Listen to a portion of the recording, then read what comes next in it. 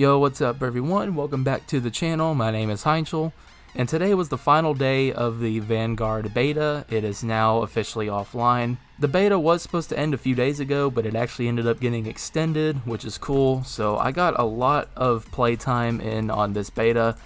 So I feel like I've developed a pretty solid opinion of the game so far as it currently is. And that's kind of what this video is going to be. I just want to go over the pros and cons of the game, what I liked and what I didn't like. I'm going to try to keep this video as short as possible. I don't want to make it too long, especially since some of these things I've already talked about in my last two videos. So anyways, with all that out of the way, we're going to go ahead and start the video off on a positive note by starting with the pros. This is what I liked about the game.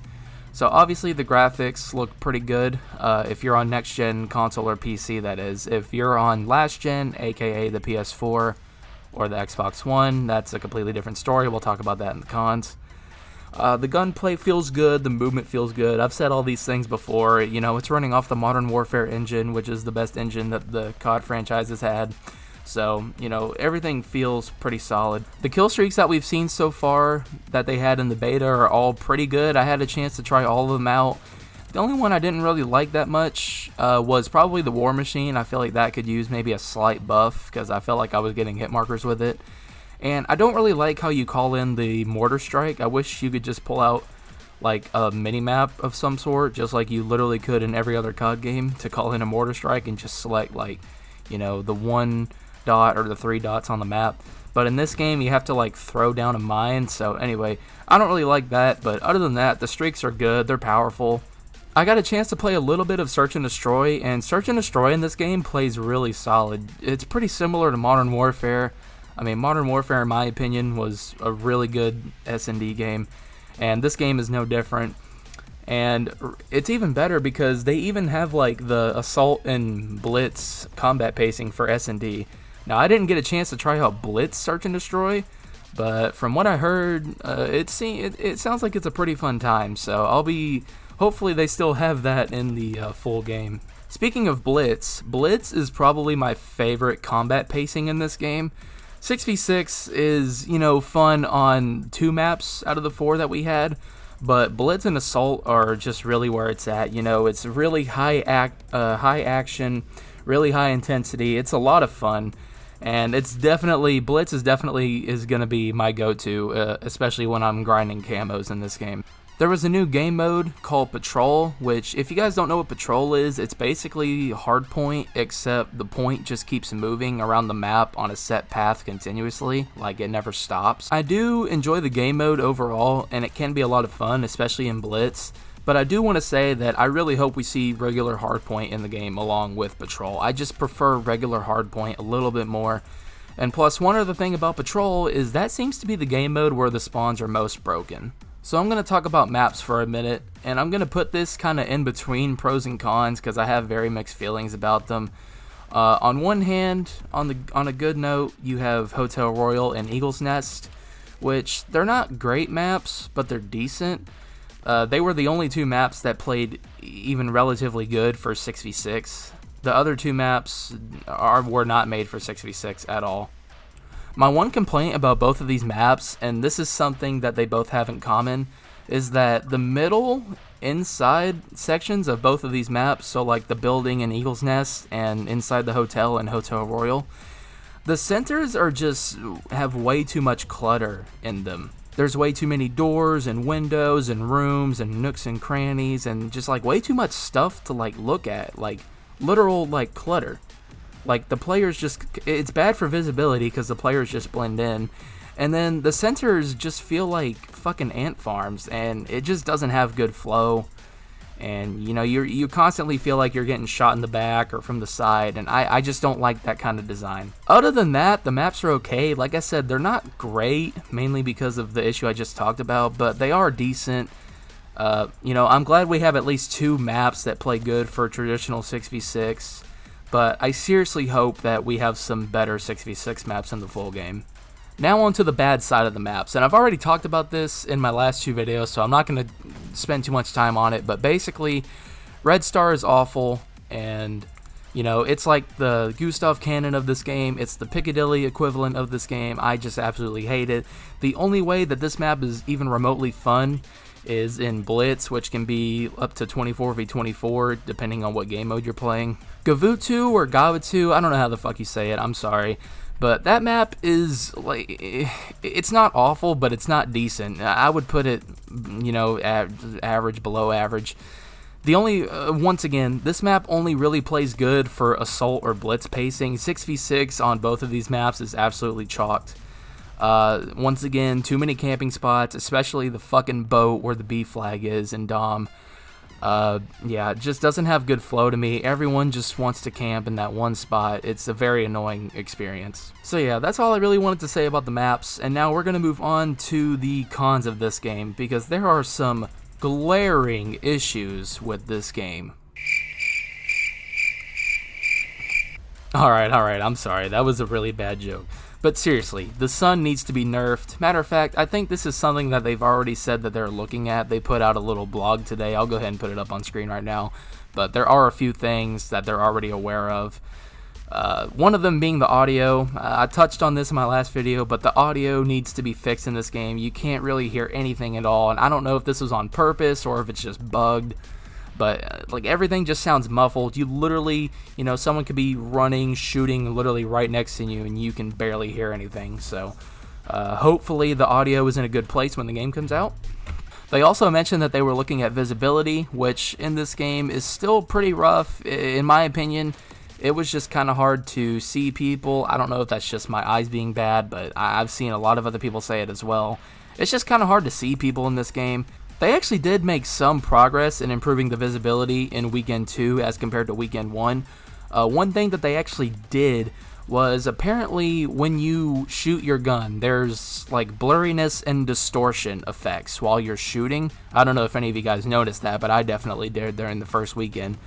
But apparently that was intentional, and what they did was they temporarily disabled it for Weekend 2 to help out with the visibility. But let me just say, this needs to be a permanent feature. I don't know why or who thought adding blurriness and distortion in an online first-person shooter while you're shooting was a good idea, but just leave it like it was in Weekend 2. Just don't even add it back, or leave it as an option at the very least, because I will definitely turn that shit off by default. While we're on the topic of visibility, this game still looks and runs like absolute shit on last gen, PS4 and Xbox One. So I don't know if they're going to, or if they even can, you know, improve the stability on this game on those consoles. But honestly, I'm gonna be honest with you guys, if this game comes out and it still runs as it did with both weekends of the beta, I do not recommend buying this game if you are on last gen. Now, if you're on an Xbox One X, that might be a slightly different story. I had one friend playing it on the Xbox One X, and he didn't have as many problems. He said that his game, you know, it wasn't running like 60 FPS. It wasn't running that great. He still was having, you know, a few frame drop issues. But he didn't have as bad of an experience as, you know, everyone else who was on regular original Xbox Ones and Xbox One S's. So if you are on the One X, you might be okay, but, you know, buy it at your own risk. But honestly, you know, like I said, unless they make major improvements, if you're on last gen, do not buy this game. I cannot recommend it. I mean, the first weekend that I played this game on PS4 compared to Weekend 2 that I just played on my Xbox Series X, I mean, it's like night and day difference. I had so much more fun during Weekend 2. It's unbelievable. And I know Xbox was having a lot of graphic issues and texture issues. I personally didn't have that many. I think I had a few games where, like, on Hotel, where I would get, like, just a bunch of lights on my screen. I don't know if that makes any sense. I don't have any footage to show of it, but, like, it's like the map would literally disappear. I had a few of those, but for the most part, I got pretty lucky. I didn't really have that many issues as far as how the game ran on my Series X. SBMM was really strict in this beta. That's beating a dead horse, but I did want to mention it. It was one thing I did not like about the game. I know it's not necessarily Sledgehammer's fault, it's more of an Activision thing, but regardless, it still affected the experience. So, yeah, that's all I'm going to say about that. SBMM is probably never going to go away. I don't like the suppression system in this game. I've touched on this briefly before, but I'll just say one more time. I don't like systems like this that slow down the gameplay and, just discourage movement. I would be okay with it if it was toned way down or if it was a perk or a weapon perk, but having it for everybody by default is just really annoying, and I really hope that they at least tone it down. I don't think they're going to get rid of it, but I do hope that they nerf it a little bit.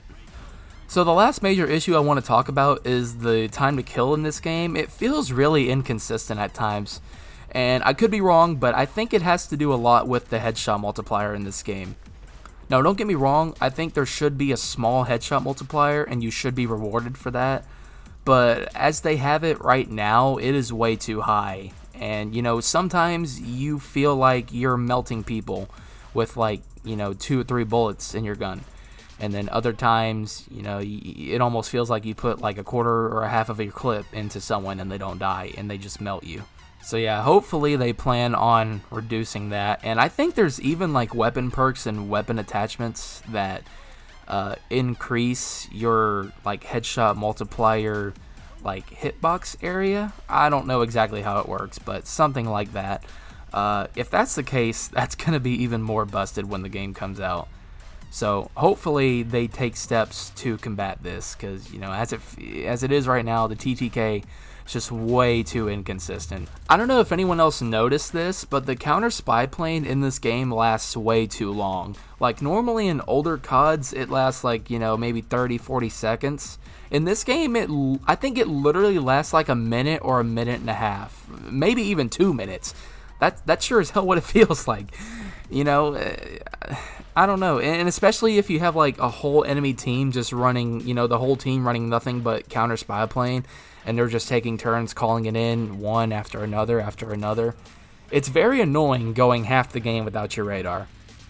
So they definitely need to decrease the duration of the counter spy plane.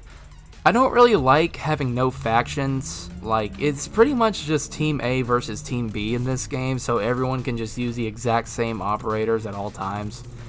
And I mean, this isn't a huge issue, granted. I still had a pretty, easy time determining, okay, who was an enemy and who was a teammate, but it did cause confusion a few times. And I feel it also kind of takes away some of the authenticity of the game. Now, don't get it twisted. Like, I'm not saying that I want realism in the game. I don't give a shit if the game's like realistic or not. But I mean, you can't deny that not having Axis versus Allies or something like that, like they had in COD World War II, or Americans versus Japanese or Russians versus Germans like they did in COD World at War. It definitely takes away from some of the personality. I'm not really a fan of the doors and windows and destructible walls in this game. I will say on a positive note about the doors, at least in this game they can be destroyed, so they're not nearly as big of an issue as they were in Modern Warfare. They don't really ruin the game though, they're more just a nuisance than anything. Half the shit gets destroyed by the middle of the match anyway, so. Another thing I noticed that's pretty annoying is that the stuns in this game seem to be a little too lethal. I don't know if this happened to any of you guys, but I actually got killed by stun grenades in this game probably 2 or 3 times. And I don't mean like stun like direct impact. Like that would be one thing, right? That's normal, that's fine. But I'm talking about like there were instances where I would be weak and a stun grenade was thrown at me, and it would still be a good distance away, far away enough to where it shouldn't be lethal. But instead of just stunning me, it would just straight up kill me. Now, I have seen stuns kill people in past CODs, but that was like, if the stun actually hit you, if it was a direct impact, or if it was literally right on top of you. But, unless it's one of those two things, stuns should not kill you like they did in the beta. One other major issue that I noticed in this game were these spawns. They actually went back to a squad spawn system, which, if you guys don't know what that means, it basically means that the whole team spawns together in the same spot, essentially. And I feel like that is part of what is contributing to the spawns being so bad. Especially in Patrol, the spawns are really horrible. They just make absolutely no sense. I was literally spawning in front of people, behind people, just left and right, just almost every game. So spawns, you know, really didn't change that much from weekend 1 to weekend 2, but so they still need a lot of improvement. Oh yeah, and one more thing in the cons list, the minimap. I do not like that you have to run a perk just to have a minimap that we've had ever since COD 4, except for one game, which nobody even liked it in that game. I'm looking at you, Modern Warfare. Sledgehammer, why did you think it would be a good idea to bring back the Modern Warfare 2019 minimap? I know I say this literally every video, but it's so annoying. Listen to your community, bring back the traditional minimap. Don't make us run a crutch perk just to have something that's been a staple in the game for over 10 fucking years. Alright, little rant over. And with that being said, that pretty much wraps up all the things that I did not like with this game. Overall, I really did enjoy my experience with this game, more so in weekend 2 rather than weekend 1. And if I'm being honest, I would probably give this game like maybe a 6.5 or a 7 out of 10 as it currently stands. It's not a great game, but it's not horrible either. It definitely can be a great game. It has potential. Now, whether or not they're going to actually implement the changes to make this a great game is a different story. That's just something we're going to have to see. But overall, I would say the game's decent as it currently stands. I can definitely see myself playing this game all year long. So anyways, that pretty much wraps up my review of the Call of Duty Vanguard beta. I'm curious to see what changes they make when the full game comes out, and I'm definitely excited to be making more content on this game later in the year. Anyways guys, hopefully I didn't make the video too long. I've been rambling on long enough. Let me know down in the comments guys, did you play the beta over the past 2 weekends? Are you gonna buy it? Did you cancel your pre-order? What are your thoughts on the game so far? Be sure to leave a like if you did enjoy the video, and subscribe if you want to see more future content. And with that being said, I will see you guys later. Peace out everybody.